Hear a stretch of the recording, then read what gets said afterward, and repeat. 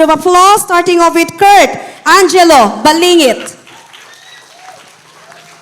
Ayan, sila po ay musicians, singers, yung iba po sa kanila nag-worship lead na sa All Nations for Jesus Church Pulo. Next is, clap our hands, si Basagan.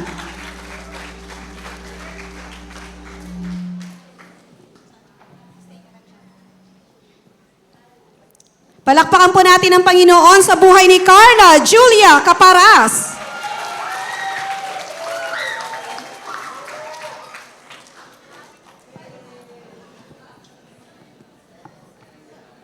Next is Chamel Rain L. Estrella.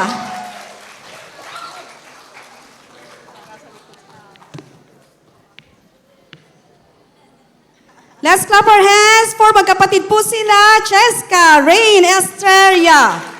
Yan, sila pong dalawa ay nagpapagamit na sa ating Panginoon. They are leading the worship po sa ANJC Pulo.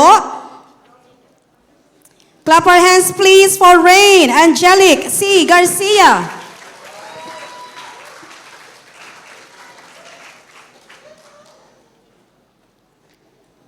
Next is, ito po nakaka-bless din ang kanya pong papa naman ni Rain. Clap our hands for Ronaldo A. Garcia. Isang family po sila who wanted to serve God through worship ministry. And after po ni Papa niya, Yeshua Angelo A. Garcia.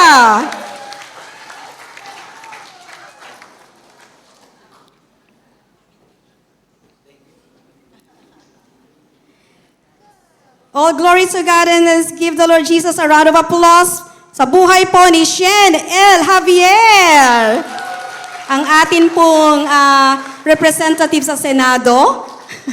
And our worship minister. Let's clap our hands please for Maria Cecilia V. Lascano. Ayan po, napakatyaga po ni Ate Cecil. Dahan-dahan lang po Ate Cecil. Palakpakan po natin ang ating Panginoon sa buhay ni Mark Joseph Masigla. One of our instrumentalists, specifically po guitar. Clap our hands for the youngest po for this batch, Elisha Chloe.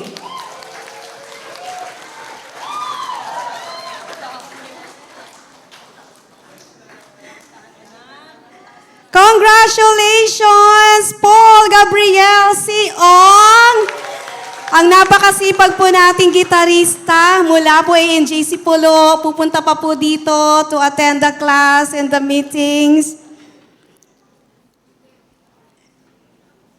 Next on the list po is, clap our hands for Joanne B. Kisoy.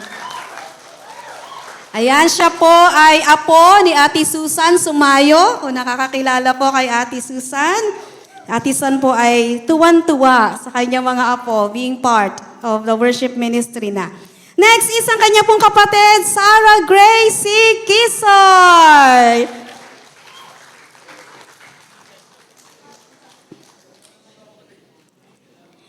And ang tatawagin ko pong susunod, masarap pong magluto ng merienda namin. Minsan po, random lang, nagdadala siya ng merienda. Clap our hands for Mary Ann G. Reyes.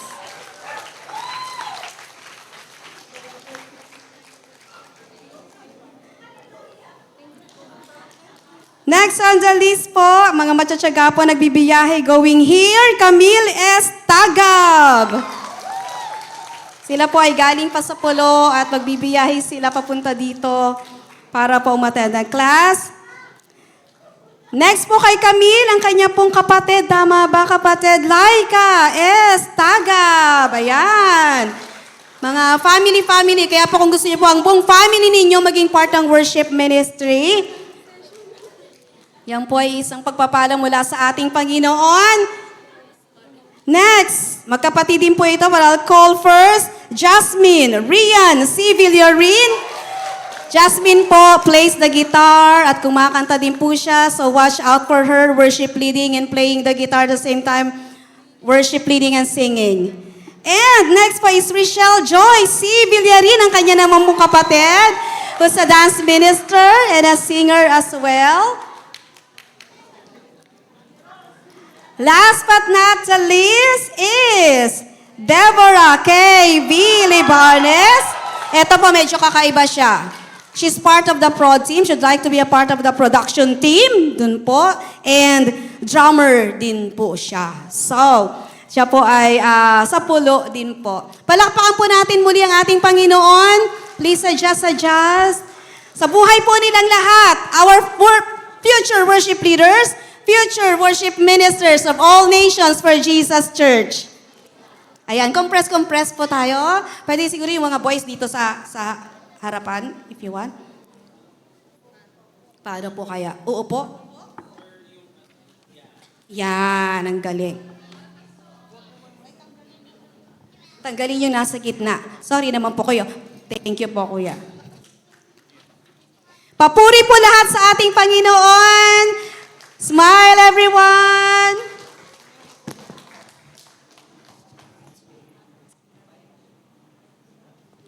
Sinong magaling? Jesus! Amen. Lahat po ng kaluwalhatian at papuri po sa ating Panginoon. Congratulations to all of you. Exit tayo doon. Yay! Dr. Grace? Okay, wala po munang aalis. So, nagpapasalamat po ako. Kahapon po ay nangyari na yung unang medical dental mission. So, tingin po tayo ng around 30 medical patient at around 10 dental patients. So, lahat po sila ay na-sharean at ilan po sa kanila ay naandito din. Okay? So, napakalaking pagpapala po no. At nagpapasalamat po ako sa lahat ng IDMOG kahapon, sa lahat po ng doctors, sa lahat po ng mga nurses, mga tumulong po sa pagbibigay ng gamot. Higit sa lahat po ng nagbigay ng oras